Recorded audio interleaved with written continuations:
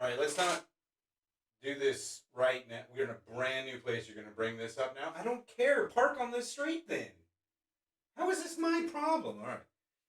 Somebody help. Hot, hot, hat, habit it.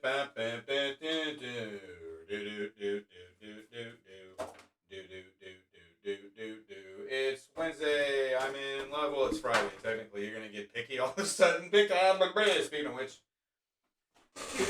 hi. So, as you might have noticed, uh, or not, I don't see why you should definitely have better things to do.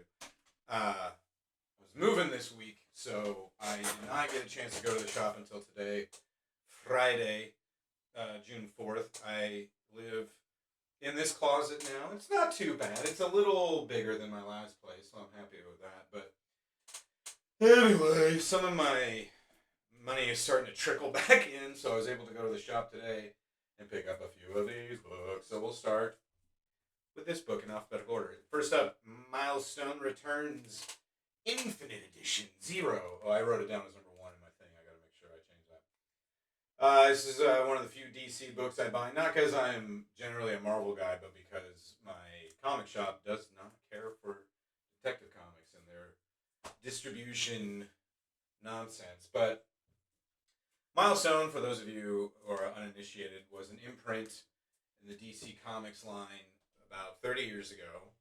So I was just finishing college, and it was all black characters, and all the creative teams were black or mostly black. Dwayne McDuffie, R.I.P., and Dennis Cowan was involved at the beginning too, I believe. And I think, yeah, Cowan's involved with this, and Reginald Hudlin is writing for this one as well. I believe he wrote for the original. I think he might have written Hardware, which I just read.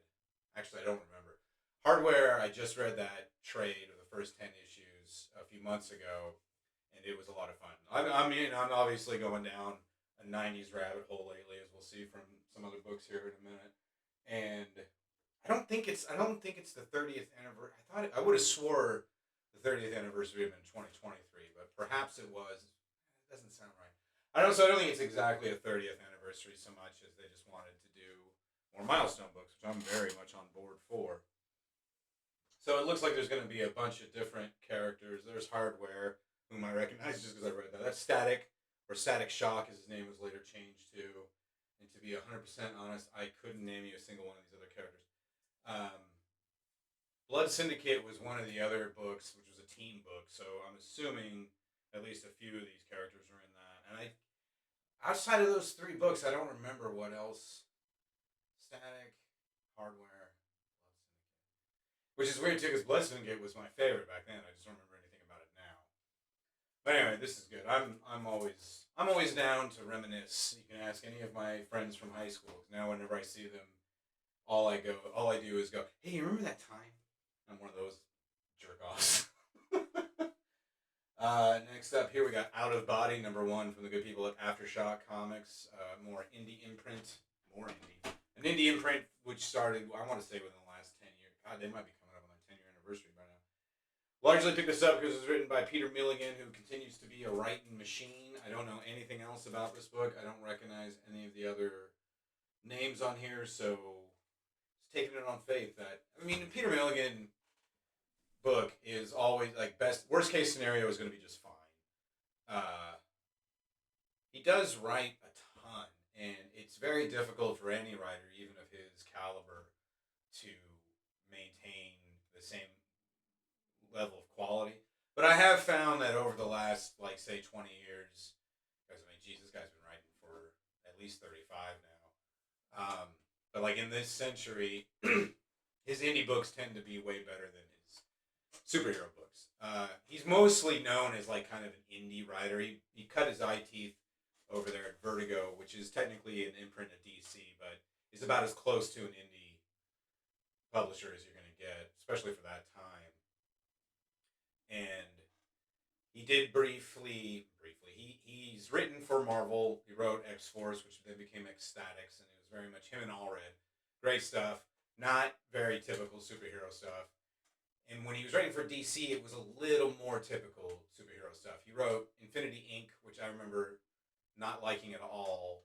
But then when I did find the run for like dirt cheap, I bought it again just to give it another chance, I guess.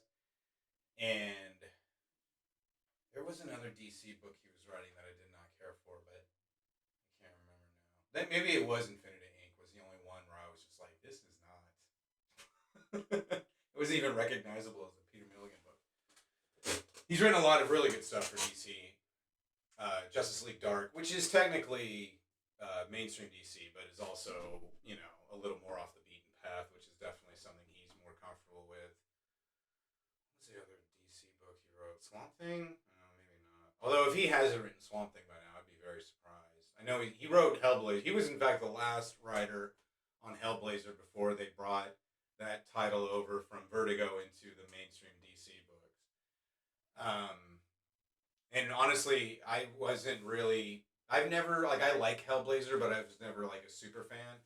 But I bought the entirety of his run, not just for his scripts, but because Giuseppe Camicoli was drawing them, and that was like the first thing that really got my attention with that guy.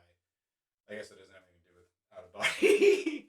But what does anything have to do with anything? Let's not get all holistic here. And then finally, Star Wars: War of the Bounty Hunters #1. I think I mentioned. I think I talked about the alpha, which is the number one of this little mini crossover that Marvel's doing inside the Star Wars titles. The only Star Wars title that I don't regularly buy is Dr. Aphra, which is kind of new. I like that book a lot, but for whatever reason, you know, books get dropped because I just don't have the money or the time or the what have you. I would like to go back and get those Dr. Aphras, but in the meantime, I'm just reading it on the app. With these little mini crossovers, though, it's usually not a huge whoop. If I skip a chapter, or, you know, skip a chapter for 6 months until it appears on the Marvel app. Ooh, I gotta pay that again, by the way. Just reminding myself. It's not a huge whoop. And like I say, I'll go back and eventually get them. But this story is crossing over. They had Star Wars War of the Bounty Hunters Alpha. They have this, and then I think it's just crossing over into the regular titles. And then they'll do Omega. Oh no, there is a number 2 of this too. All right, let me check it out here. Okay, yeah. So this will be a 5-issue miniseries, also crossing over with the regular Star Wars titles, and ooh, it looks like a good chunk of one-shots going to come out of this, which is fine by me, because it's going to give IG-88 his own title, Boosh his own title, Forlom and Zuckuss, for LOM and Zuckuss, which they're fine. I'd rather Bosk had his own title, but it doesn't look that way. But yeah, I've never stopped liking Star Wars as much as I do. I'm not as hardcore as some guys I know, which is probably good for me. But honestly, I mean, you know, I was bummed for Dark Horse, and still kind of am, that Marvel took the license, as I've said a million times, but I feel like saying it again because it's my thing, and only my dad and maybe one other person is watching anyway. Back in the 80s, when Dark Horse started, 1986, and mainstream interest in the Star Wars franchise was at an all-time low. Probably the lowest it's been since before the first movie. So, Dark Horse was able to print a bunch of Star Wars comics, you know, for a song, basically. They licensed Star Wars, they licensed a lot of the Fox properties, which Marvel now also owns. And so those Star Wars titles, I believe, and I mean, this is pure speculation. That's not pure speculation. It's a reasonably educated guess that the Star Wars license is what kept Dark Horse's doors open. And then they were able to print a lot of really, you know, even more high quality books like Sin City, etc. So Dark Horse is a very good publisher, and I do believe that those licensed properties is what kept them afloat. I and a lot of other Star Wars nerds were happy to have Star Wars comics, but to be completely frank, it wasn't long, or it was certainly by Century's turn, that all the Star Wars books that Dark Horse was putting out were so far removed from the original trilogy that I had lost interest, and I'm sure I wasn't the only one. There's a lot of hardcore guys who want all that Tales of the Old Republic stuff, which at the time I was like, I see the appeal, but it's just not. I don't care. They did a really good anthology book called Star Wars Tales, which you can now read on the Marvel app, which were all like stories taking place inside like kind of the original trilogy. And then once the prequels came out, they would start doing stories in there and stuff. But there was a lot of the Knights of the Old Republic. There were so many of those books, and yeah, it was just too far afield from the the original trilogy because that's my thing. You know what I mean? I'm not going to only watch or only read books that have to do with the original trilogy, but that is my preferred era, the Rebellion era, I believe they call it. There's the they have it all split up. And then the other thing about all that that's really a bummer is that um, once the prequels and then again once the third trilogy came out, Marvel was just like, and Lucasfilm I think were just like, okay, everything that came before these movies doesn't matter anymore. None of that's canon. It's like all the novels they published in the '90s that had nothing to do with Dark Horse. Those were all rendered irrelevant, and that made a lot of people angry. And that sort of thing used to make me angry too. I'm at the point now where I don't care. It's all just folklore. It's all just mythology. It's not supposed to be very stringent. I don't know if is that the word I want. Look it up. What got me off on that little tangent? I don't remember. I was just babbling about Dark Horse again and how I feel bad for them. But okay, I think that's what I was getting to. At the end of Dark Horse's reign, they did go back to the roots and they did start an original trilogy. It was a title just called Star Wars. It took place between Star Wars and Empire, and it was really good. It was written by a pervert, but it was still really good. And not that there's anything wrong with being a pervert, but he was also a sexual assaulter. I don't know. Not good. But then that ended, and then they gave the book. Marvel gave the book to Jason Aaron, and I was like, oh well, I'm much. And then so I would feel worse for Dark Horse if Marvel's Star Wars books weren't of such high quality. So it's like, oh, that sucks. But also, I'm getting a bunch of really good Star Wars books, so I'm not in a position to complain. Not that that's ever stopped me before. And that was Pixar. Beep ba ba ba ba. And now Pixar.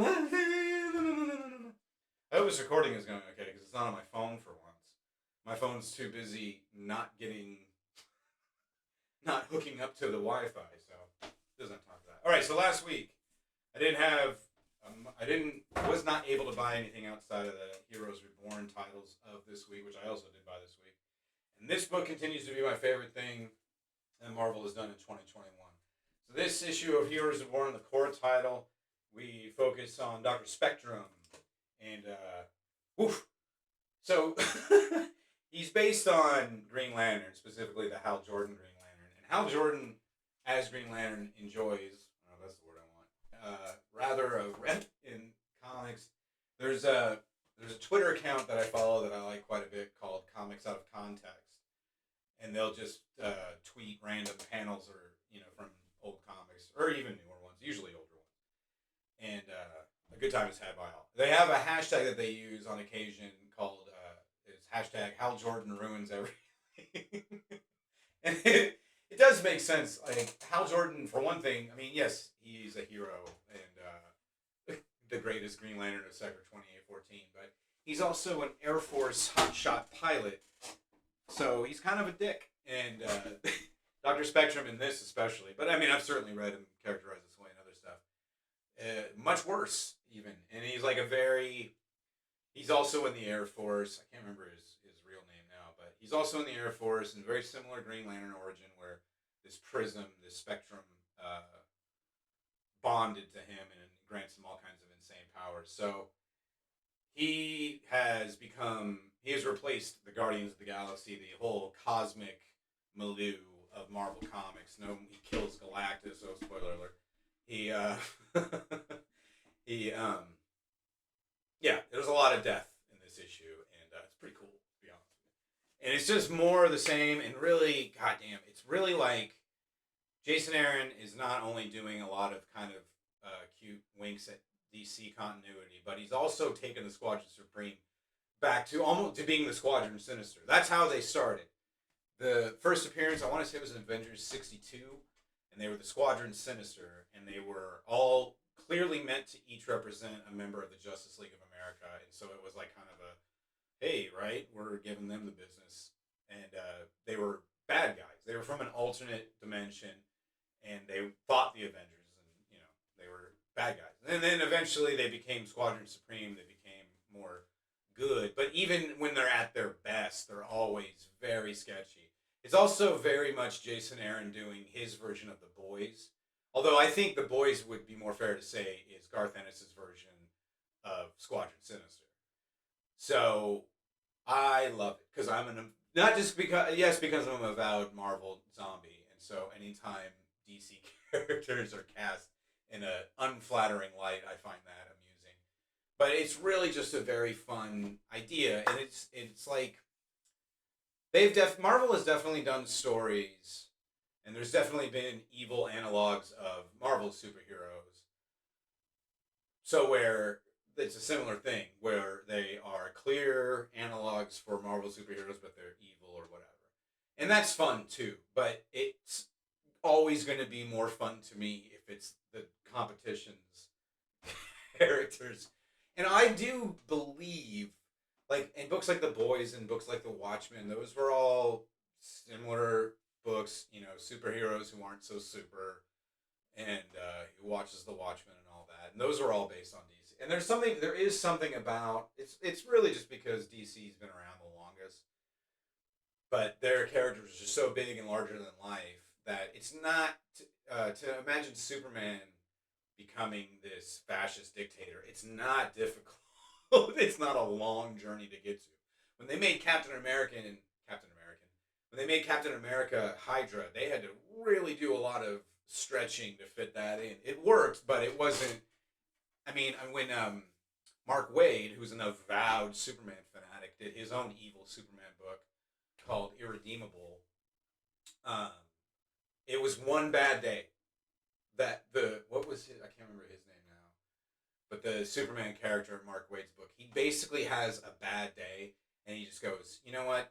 You people need someone to keep you in line, and I'm just the alien to do it. And so he does. So having that in this whole thing, and Jason Aaron's not writing all these side books, although it's very clearly, meant to mold around that. Meant to mold around. So also from the side books, they had Magneto and the Mutant Force #1, which was really fun. I wanted to say it was also I thought that was Storm. It's Frenzy. That's racist of me to assume a black female character is gonna be Storm. But yeah, this isn't quite. I still think the Metal Men comparison that I made is not completely out of line, but it's really not. It's really more the X-Men. How the X-Men in this, the X-Men are even more outlawed and cast off than they are in the regular Marvel universe. So it's almost like there isn't really an equivalent in DC to the X-Men. I mean, maybe there's a DC fanatic out there that could inform me otherwise. But like, the Fantastic Four, the Challengers of the Unknown, the Avengers, and the Justice League. You have Superman is usually kind of analog to Thor whenever they meet. Batman and Wolverine, So, but the X-Men, there's not really a DC version of X-Men, which just goes to show. So that's kind of this. It's like how would the X-Men fit into Jason Aaron's Marvel's DC universe? The answer, they don't really. Siege Society is a similar thing where this was. I think I might have said something like this was like Suicide Squad, but then there was a different book that I thought would be Suicide Squad, and I definitely think I'm right about that. This is again, this is the Thunderbolts trying to fit into this whole story. So in regular continuity, Baron Zemo forms the Thunderbolts during, in fact, the Heroes Reborn, the original Heroes Reborn storyline. He creates the Thunderbolts because the Avengers, the X-Men, and the Fantastic Four are all gone. They've been transported to a different dimension, i.e., a not very well selling dimension. And so the Thunderbolts are like, hey, we're superheroes too, and nobody knows who they are. And then it turns out they're Baron Zemo and a bunch of other evil villains, but then a bunch of them become heroes in spite of themselves. And Thunderbolts is one of my favorites. I have every issue of the Thunderbolts. And this is much different. So in this version, there is no Avengers or X-Men or the Fantastic Four, but there is the Squadron Supreme. And so Zemo stays in Europe, and this is him and his team, the Siege Society, which is basically the Thunderbolts, because they're all villains, or they're all like Hawkeye is on the team. Like, he never became an Avenger, so he always stayed a villain. Same with Scarlet Witch, who is bonded with her. In this alternate universe, she also has Quicksilver's powers. And you have the second Ant-Man, Scott Lang, but he's wearing Eric O'Grady's Ant-Man. And Scott Lang was also a thief. I thought this might be Eric O'Grady because Eric O'Grady was the Ant-Man who was just always a bad guy. And then, of course, Black Widow, who was also a villain until she fell in love with Matt Murdock. So this is the Thunderbolts. This is and Sabretooth, who is almost always a villain, but he has been a good guy occasionally. And this was basically Zemo versus Nighthawk, which was a lot of fun. Young Squadron, again, this is just the Champions, but also kind of this world's version of the Teen Titans. So you have Kamala Khan, who in normal continuity is Ms. Marvel, and she is the original Ms. Marvel is her idol, but in this her idol is Princess of Power, the Wonder Woman analog. In this is Miles Morales, who instead of becoming Spider-Man, he becomes Falcon, and this is young Nova here, the youngest Nova. I can't remember his name. Kid from Arizona, and he's enamored of Dr. Spectrum, so he becomes Kid Spectrum instead of becoming Nova. So they're all becoming analogous characters, and then they all find out that the Squadron Supreme not very nice. And so now with the core book and with everything else, they're building towards a big fight, which is great. Because it's all these books are really taking their time to explore the world. What would the world be, whatever happened to the Avengers or that sort of thing.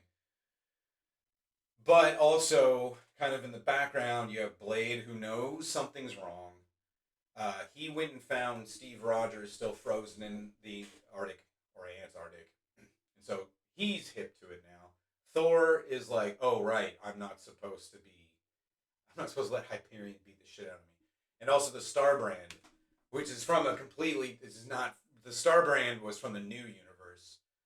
So I can't explain all this stuff, but I know where he's going with all this, and it tickles me. Boy, I really hope it's recorded, because I do not want to have to do this all over.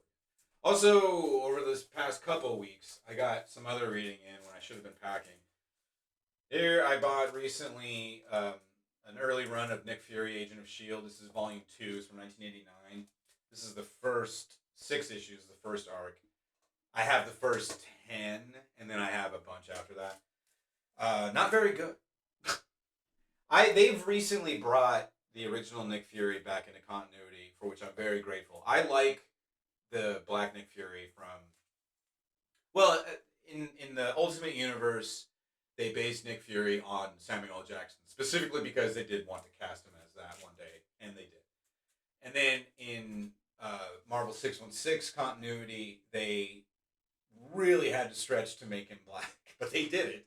And I mean, I wasn't thrilled with it, because it was really, like, when they try to shoehorn things in to make the comics more like the movies, it used to really bother me, and then it stopped bothering me. But this one thing, it kind of rankles. So they introduced this character whose name now I can't even remember, his birth name, and they just introduced him in this miniseries called not Bullet Points, but something like that. Bullet Points is a different what if story, but I believe it starts with Bullet.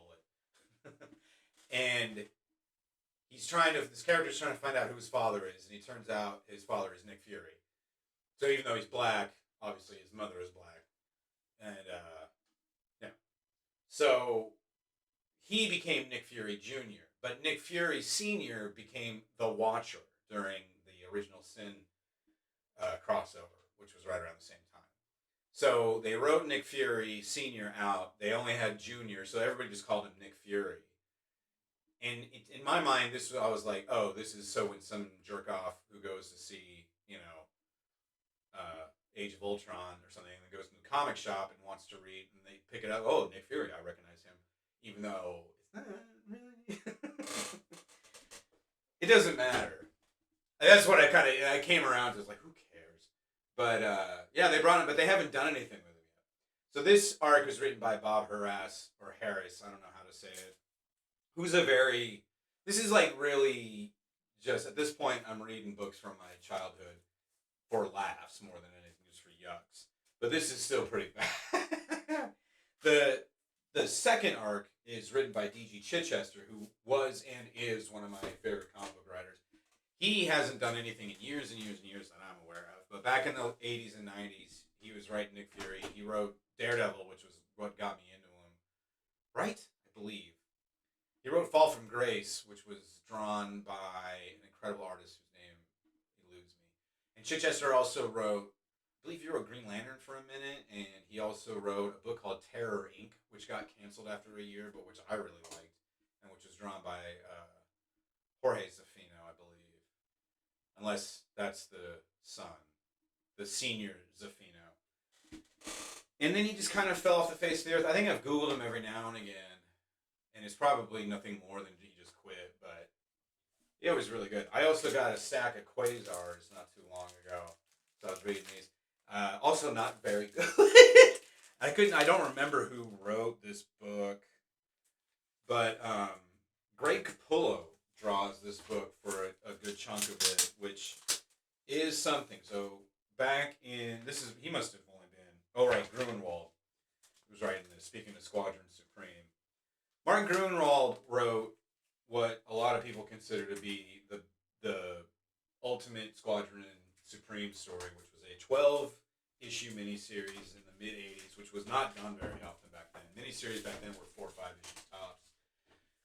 They used to call them a maxi series when it went a whole year. And Gruenwald's might have been one of the first, if not the first. And it was very much in the vein of Watchmen, and it was pre-Watchmen. It just is not as good as Watchmen, is the thing. And it's like, I talked about this last year when I finished the Squadron Supreme omnibus that I purchased. And it's just, Gruenwald's not that. He's a good storyteller. His stories are fine. It's the dialogue that really bothers me. It gets really corny. And a lot of this era of comics is just kind of cornball. So he's writing Quasar here in the 90s. And it was one of those books, too, which I remember as a kid enjoying. But it was like, this doesn't really fit. They were really just trying to do a Green Lantern book for Marvel. And it was kind of a so what, you know. They're even reading it now. And the art is fine. The art is very much the house style of the time. So that was how Greg Capullo started. And then when I remember knowing who Greg Capullo was he took over for Spawn. Todd McFarlane, who drew the first, I want to say 12 issue, first 12 or 13 issues of Spawn. Quit drawing because he became a millionaire and he's not really much of an artist. Don't get me wrong, he's very talented and he can draw very well. He's about as much of an artist as a pile of dollar bills is. So as soon as he made his money, he got out and just went out buying baseballs. Capullo took over his art, and it was such bad hack McFarlane art. And I remember being furious because I was 15.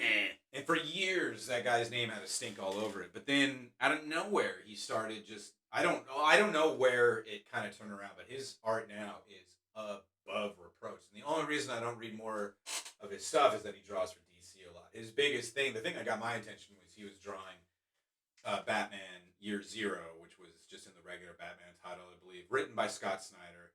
And a lot of people would say that Snyder and Capullo are like kind of the definitive Batman team of the last 10 years, and I certainly wouldn't argue with that. Although, what I know from that, because I barely read any DC stuff. So, it's really funny, though. It's really weird to see it's night and day. And it's not completely nuts, but even like comparable guys, like Bill Sienkiewicz and Sam Keith both have a similar arc, but their art started kind of just as a house style and got very, not surrealistic, although I guess that could be a word to use in this guy. But they got very stylized. They got very out there. They went real nuts with it. Capullo draws now more realistically. Well, not more. I mean, he's always drawn fairly realistic. I guess maybe when he was trying to look like McFarlane, not so much. But it's just so much better. I don't have another way to say it. So that's comic book history for Pixar. Blah, blah, blah, blah, blah. All right. So hopefully by this time next week, if I get my deposit back from my old apartment, I can buy the rest of the books that are sitting in my bag. But until then, I bid you all a fondue. What? I said just park on. Oh, you did park on the street, and they towed you. Well, you're listening